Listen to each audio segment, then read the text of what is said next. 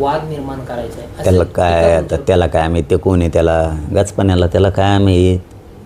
मला मराठ्यासाठी करतो कोणासाठी करतो माझ्या मराठ्याला माहिती आहे मी कोणासाठी करतो आहे माझ्या मराठ्यांच्या लेकरांचं कल्याण झालं त्याला काय करणार आहे आता जसं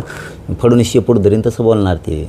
आता कुत्र्याचं शेपूट वाकडं असतं फडणवीसने धरलं असं ओढून लागलं भोकायला आता यांचे कामच असते ते आता आणि असल्याला काय किंमत द्यायची बाबा तुम्हाला मागचं मॅटर माहिती आहे का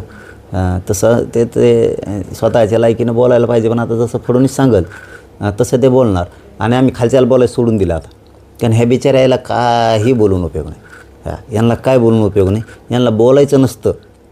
हेच नंतर सांगतात बोलायचं नसतं आम्हाला पण आता वरून जसं सांगतात ना तसं बाबा तुम्ही आमच्यावर नाराज होऊ नका हेच सांगत आहेत नंतर त्यामुळे यांना बोलून उपयोग नाही याला दोषी सगळा फडणवीस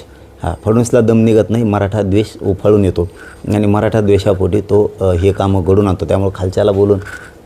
काही उपयोग नाही पण फडणवीसने हे कामं करू नये कारण एक राज्याचा प्रमुख आहे आणि प्रमुखानं ओबीसी मराठ्यात वादं लावायचे दंगली लावायच्या भांडणं लावायचे हे त्याच्यासाठी हिताचं नसणारे आणि आपला शब्द लिहून ठेवायचा मराठ्यांना फडणवीस हलक्यात घ्यायचं नाही